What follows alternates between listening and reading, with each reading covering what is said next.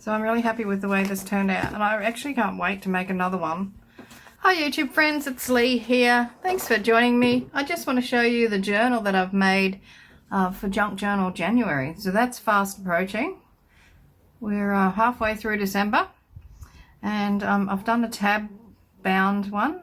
This is the first time I've done one of these journals, so it's a little bit rough and ready, but I don't think I would have wanted it to be any other way.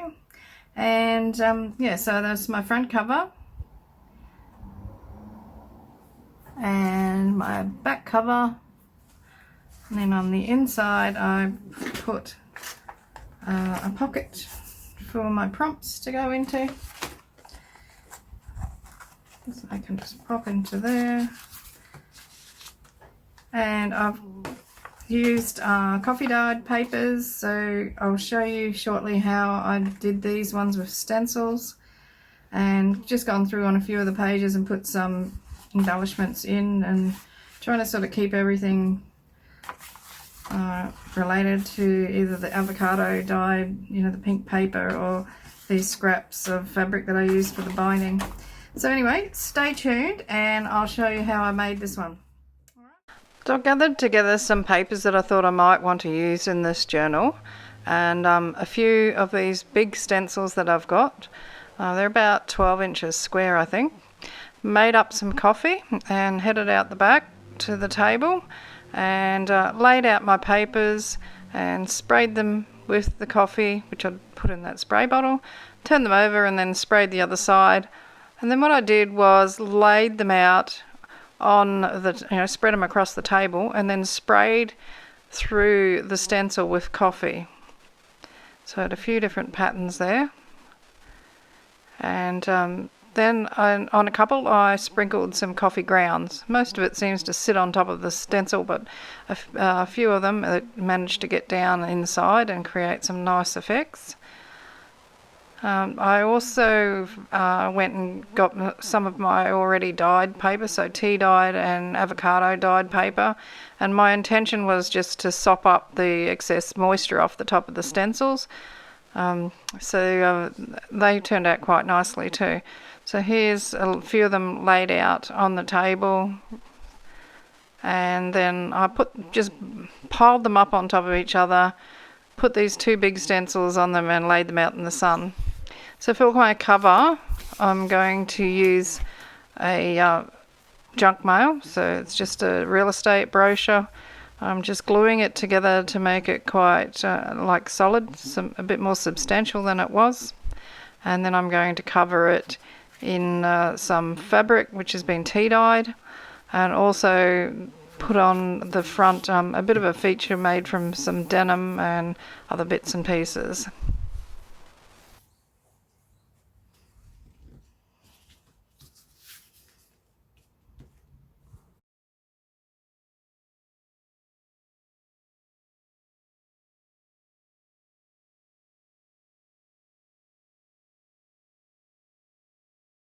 I've got my white gesso and one of my favourite stencils.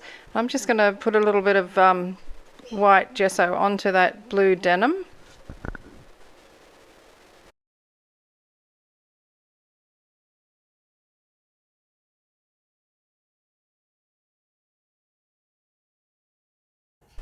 And after playing around with my bits and pieces, I've decided that this is how I want the front cover to look. So now I'm preparing the back cover. So I'm just pulling the paper off some packaging cardboard to expose the corrugated part of it. And now I've decided that it's too floppy, so I want to put a piece of more sturdy paper behind it just to stiffen it up a bit.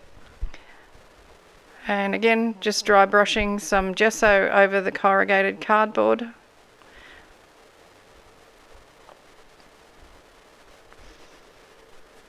And that's vintage photo distress ink that I'm just going around the edge with.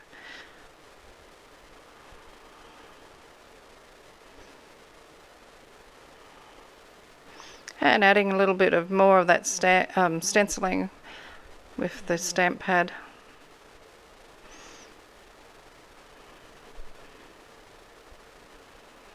A little bit of text stamping here and there.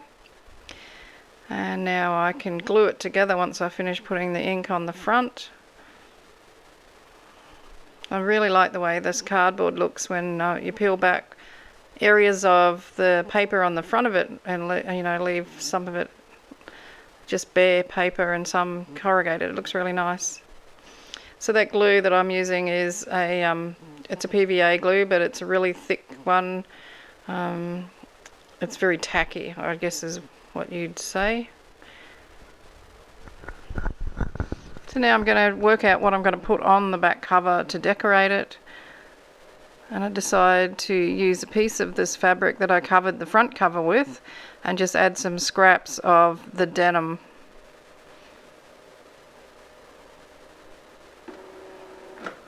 So these are just off the piece that I stenciled for the front cover. I thought the piece was a little bit too big, so I just cut it down, and this is the offcuts. I'm just arranging them in a pleasant formation. And once I get everything lined up to where I want it, I'm going to take it to my sewing machine and stitch it on as well as stitch around both the covers.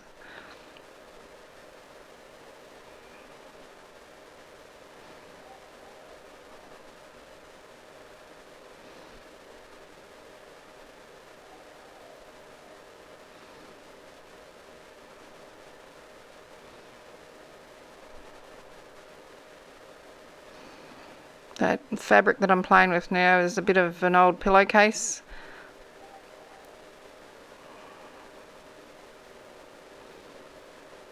And that's a bit of old shirt fabric, but I don't think I end up using that anyway.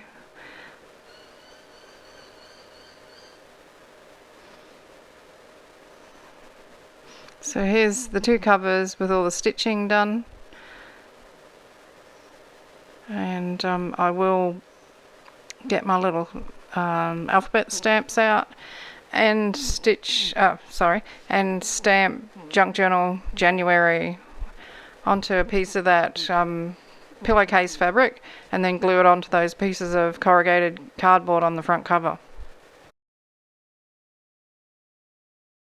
Can I just ask you to give me a thumbs up? If you're enjoying this video, just give me a thumbs up. And if you are not a subscriber, hit the subscribe button. It's free, doesn't cost you anything, and it helps my channel get picked up by the YouTube algorithm.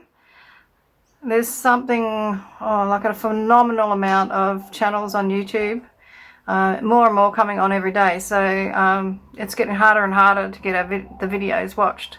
So that would really help me if you could do that. And if you can't leave a comment, just leave me a smiley face or a heart in the comments. That would be wonderful. Thank you very much. Appreciate you. And this is pretty much my completed cover. I do add a couple of safety pins to it a bit later on, but other than that I think I didn't do much else to it. And the next thing I want to do is show you how to do this tab binding. So it's really easy. It might look confusing, but you need to have an even number of pages, including your covers. So I've got 8 pages in my 2 covers, so I've got 10. I'm not sure why, but apparently it doesn't work if you don't have an even number. And I'm using 5 tabs, so 3 on one page and 2 on the next one.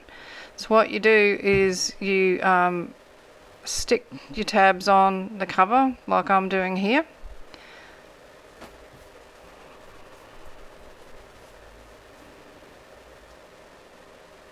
You turn over the cover and then you want to add your tabs to the second page. So you go 3, 2, 3, 2, 3, 2 all the way through. So I don't know if you can see, but that page that I'm working on now is actually, you can just see the tabs from the cover underneath. So I'm lining up these 2 tabs in the spaces between the tabs on the front cover, and you'll see there they are there. So that's the way they are now. So you turn that page over, and now you bring up the tabs that are on, I should say, the front cover. So you bring up the 3 and glue them down.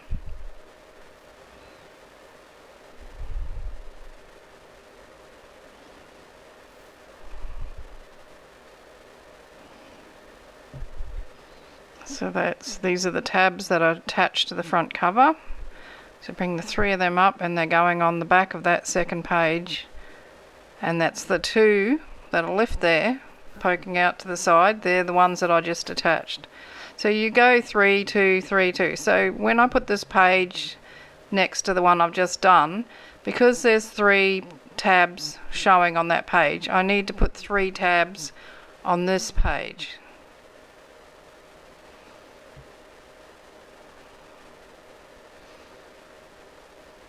That's probably the easiest way to remember how to do it, I think, is whatever's on your left-hand page that you can see is what you need to put, is the number that you need to put on the right-hand page. So there's 3 denim ones showing. Nearly stuck that on the wrong way around. Did that a few times. As I said, this is my first time doing this, so I really enjoyed it. I did make my cover a bit loose, I thought. But then it's going to get some ephemera put into it, so it might be fine. So now I've got them on, turn the page over, and those 2 that I stuck on previously are sitting there waiting to be glued over. And I'm just trimming them down because I cut all those denim pieces, I think, are a little bit too long. So line the pages up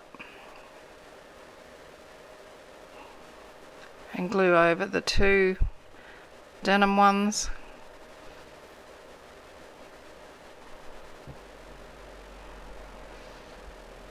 So that's the 2 of them there. So now when I do the next one, because there's those 2 you can see, I need to attach 2 new ones to this pink page here.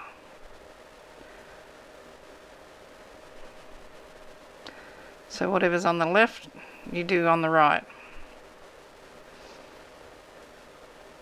And I do hope I do straighten that page up. It's a bit crooked.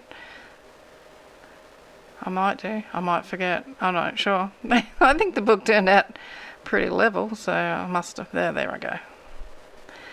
So you just got to keep it all straight while you're doing this. So match the ones on the other side, on the left, with the new ones on the right.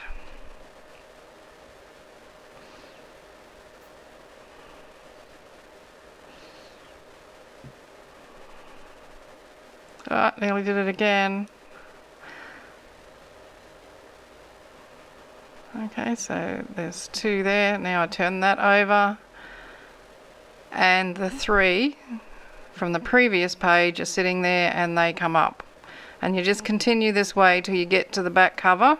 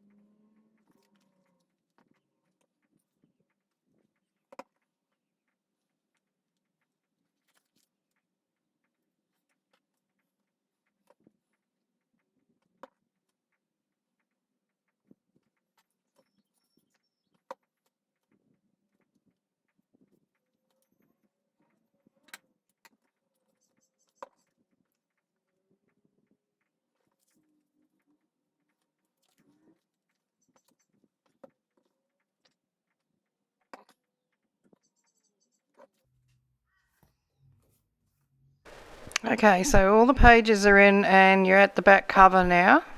So you don't put any tabs on the back cover. All you do is put the back cover in place and then you bring up those tabs there, those three, bring them over and they hold the back cover on.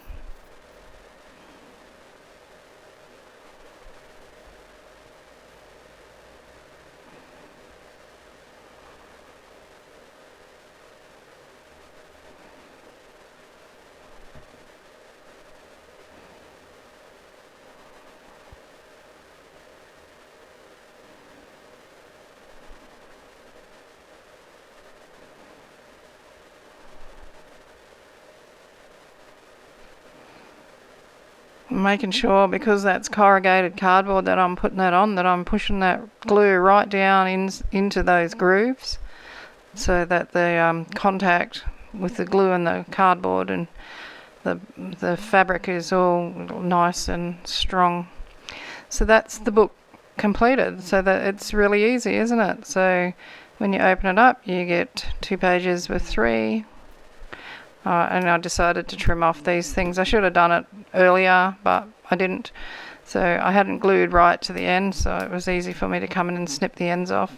I mean, you can make your tabs as long or as short as you like. They just got to be long enough to go around the spine. So you get 1 page with nothing, and then the next page has got the tabs. So you got 3, nothing, 2.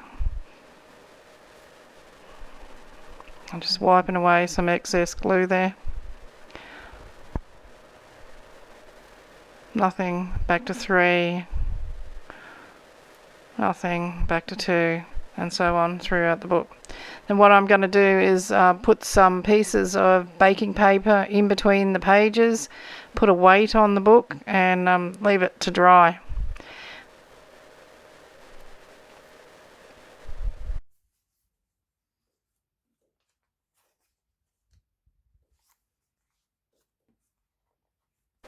And you could make your tabs wider so that they butt up against each other. I probably would the next time I do one, but as I said, this was my first attempt and I just wanted to get the method down before I really invest in making it a bit more complicated for myself by having tabs that basically fill the spine up.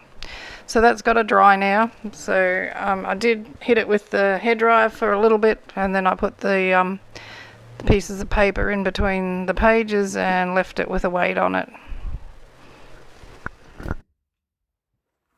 Okay, so this is the completed book.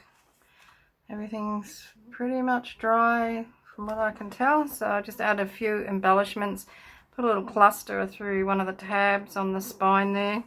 I've actually sprayed some gold shimmer mist on to the back cover, a little bit on the front as well as some splatters of gesso, a couple of safety pins. Inside I've just added some random things, so I've got my pocket and my prompts, and I've just used a stapler and some copper staples to go through and just put a few bits and pieces in here, stapled on. Well, it was pretty much things I found on my desk. So these hearts I made out of a piece of this paper that was left over. Stuck a few of them through. Just a patch of that fabric tab I just stapled on. This is upside down, but it doesn't matter. A bit of denim in here, just pinned on a piece of fabric. Another one of those hearts and another tab down here. Just got a bit of this eyelash fringy, whatever it is there. That one. Another heart there. A couple of pieces of what's that called? Yeah, chiffon. I thought I'd stamp something on there, but I haven't done it yet. Another bit of denim there serves as a tab. Another one of the pieces of chiffon. little cluster here with one of those button clusters on it. So I thought that was in my with my tickets, and it said denim something or other, depot or something like that. Nothing there. Another bit of something I found on the desk, and another heart, and that's the book. So I'm really happy with the way this turned out, and I actually can't wait to make another one. And I hope I've explained that to you in a way that you can understand. But I was sort of learning as I went along. Anyway, I'm happy with this, and it's going to be my Junk Journal January journal, and it has got 32 pages in it, not counting the covers, so I've got enough to get me through a page each day, plus a spare. So I might write some thoughts on one of those pages. I do want to stitch around the prompt list. I'll do that a bit later. Alrighty, hope you've enjoyed that, and I hope it has inspired you. And yeah, as I said, I don't use denim very much, and I haven't got a lot of it either. But I've sort of been put off by how thick it is. This is stretch denim, so it's a bit thinner than the cotton denim, I think, the 100% cotton. I think it seems a bit softer, easier to sew. So you might see a few more denim creations come out of the woodwork soon. Alright, hope you enjoyed that, hope it's inspired you. Give me a thumbs up, and subscribe if you're not already subscribed to my channel. And I'll see you for the challenge, and don't forget Defember is still running at the moment. So I've got another 10 videos for Defember before this one kicks off on the 1st of January. Okay, hugs and cheers from Australia. Hooroo.